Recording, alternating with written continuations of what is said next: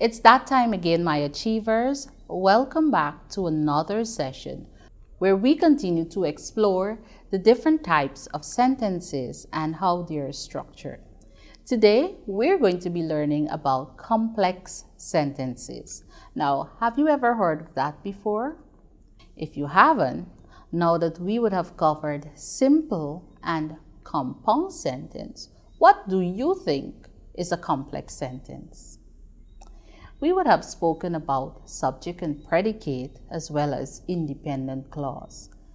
And since we have independent clause, it means that we should also have something called dependent clause. Why is that so? The opposite of independent is dependent. Thus, a complex sentence is a sentence that contains an independent clause and one or more dependent clauses. So, how are they different? An independent clause can stand alone as a sentence, but a dependent clause, even though it has a subject and a verb, it cannot stand alone. It would not have a complete meaning. To help you understand it better, let's look at this sentence. Many people enjoyed the movie. However, Alex did not. Many people enjoyed the movie. However, Alex did not. Now, if you look carefully at how I would have separated this sentence, many people enjoyed the movie is identified as the independent clause, meaning that that by itself can be a sentence. It makes perfect sense. However, Alex did not. If I just write Alex did not, does that make sense to you? Not necessarily. It doesn't give you a complete idea about Alex did not what. It is incomplete. Therefore, it needs something else to add a little more meaning to it. That is why it's called a dependent clause. The clause cannot stand alone as a sentence. And so we have many people enjoy the meaning as the independent clause and Alex did not, that part of the sentence there being the dependent clause. So in this sentence, you would have noticed that we use the word however to join these two parts, the independent clause and the dependent clause. Now here's another example. When the cake is brown, remove it from the oven. When the cake is brown, remove it from the oven.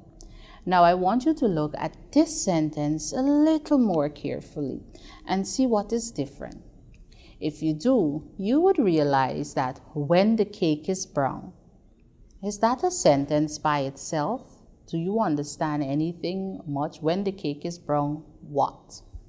Remove it from the oven. If I tell you, remove it from the oven, does that make sense? It absolutely does. It means that something is in the oven and you have to remove it. But if I say, when the cake is brown, you would be left like, what happens when the cake is brown? It needs something else to make sense. So that part of the sentence there is our dependent clause. And in this case, our independent clause is actually to the end of the sentence, which shows you that in complex sentences, the independent clause can either come at the beginning of the sentence or it can come at the end. And sometimes a comma is used to separate the clauses. So a complex sentence has an independent clause and at least one dependent clause. An independent clause must contain the subject and the verb. And as I said, it can stand alone as a complete thought or make perfect sense. For example, the football match was cancelled. That's a sentence. Now, the subordinating clause cannot stand alone, or we say the dependent clause. It cannot stand alone. It needs to be linked to something, which is our independent clause, to make sense. Because it was raining. That there is our dependent clause. Now, if we put the two together, we would have a complex sentence. Now, often the sentence will make sense whether the independent clause or subordinating clause goes first, as I explained previously. So, we can write, because it was raining, the football match was cancelled. Here we have the dependent clause at the beginning. Or we can say, the football match was cancelled because it was raining.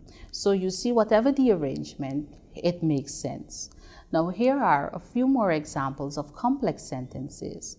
And if you look carefully, you'll see the independent clause is in bold type. Bobby was delighted he got a part in the school's play, even though the part was a small one. Bobby was delighted he got a part in the school's play, even though the part was a small one. And there you would see our independent clause being, Bobby was delighted he got a part in the school's play. Number 2, because my porridge had gone cold, I heated it in the microwave. Because my porridge had gone cold, I heated it in the microwave. Because my porridge had gone cold. What happened? I heated it in the microwave. That first part there needed something else to make sense. So, because my porridge had gone cold would be identified as our dependent clause. It needed something else to be added to it to make sense. After lots of practice, Josh still struggled to tie his shoelace. After lots of practice, Josh still struggled to tie his shoelace. So here we see, after lots of practice, doesn't quite fit. It needs something. So after lots of practice, Josh still struggles to tie his shoelace.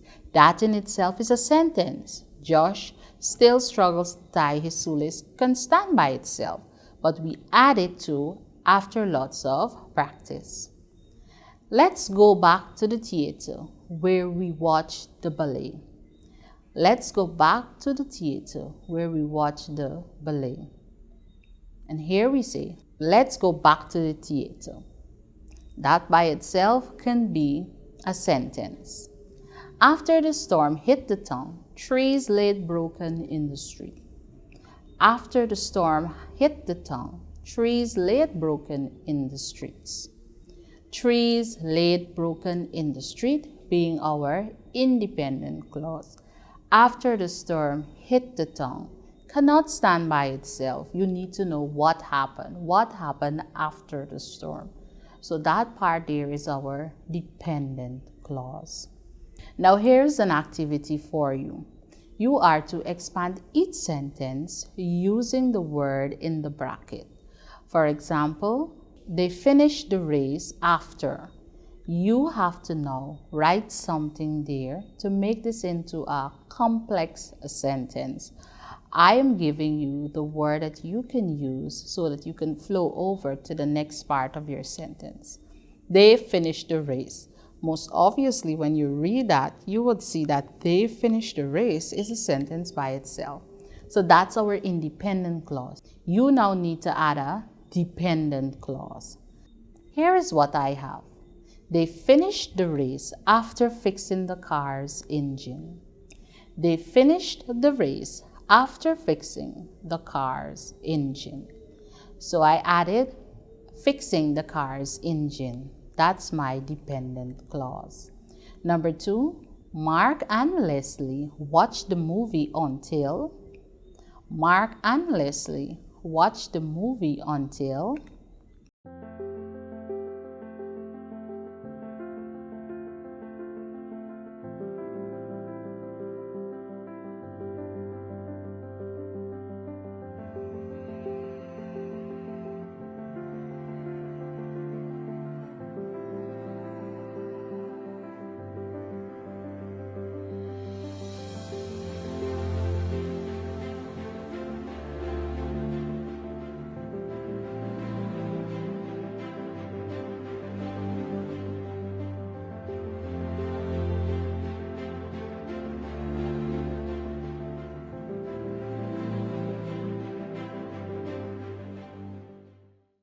Mark and Leslie watched the movie until they started to feel sleepy.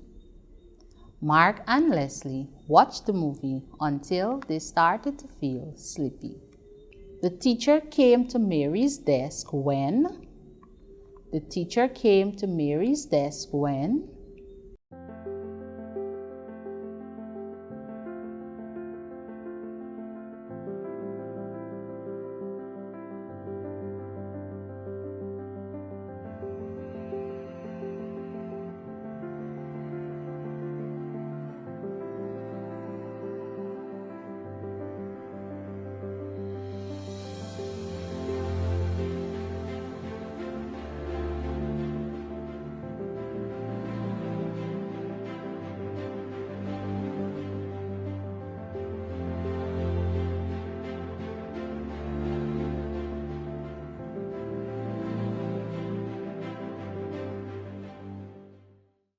My sentence, the teacher came to Mary's desk when she saw that Mary was crying.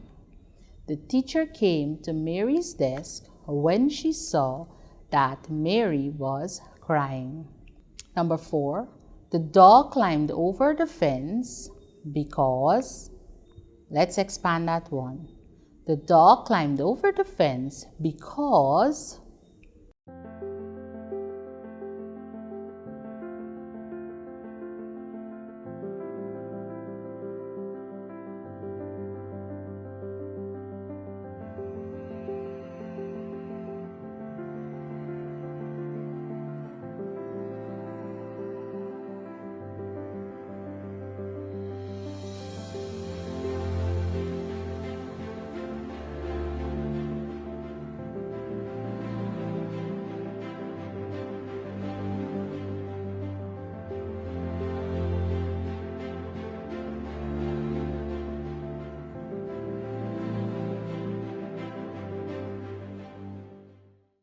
he was scared of the cat. The dog climbed over the fence because he was scared of the cat. Next, the players celebrated their victory until. What can we add? What dependent clause can we add?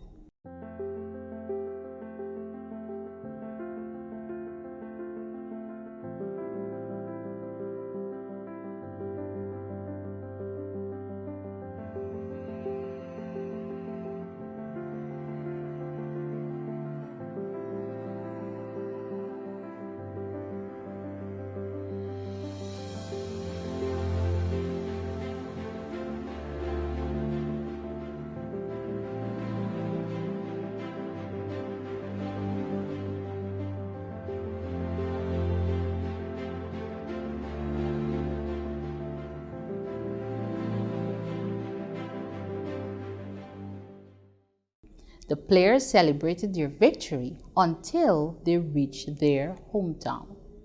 So, they reached their hometown there being my dependent clause. I will give you more cookies if. I will give you more cookies if.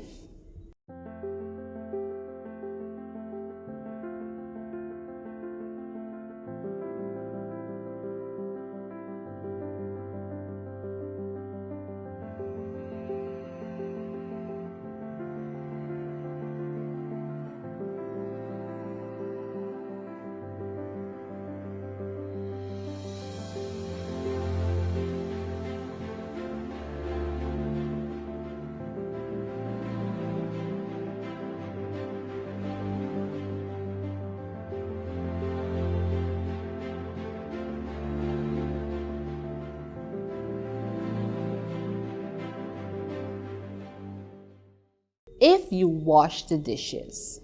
If you wash the dishes being my dependent clause. So I will give you more cookies if you wash the dishes. Mark will go with you unless.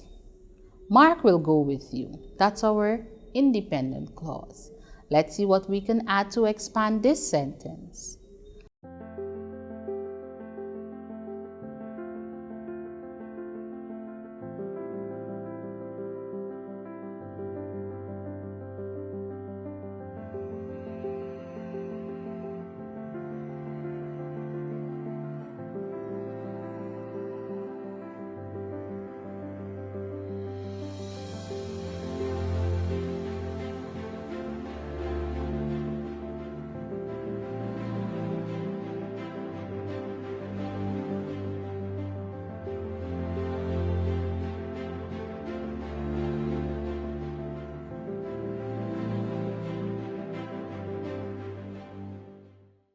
Mark will go with you unless you don't want him to. And our last sentence. The hens are in the coop because the hens are in the coop. Why are the hens in the coop?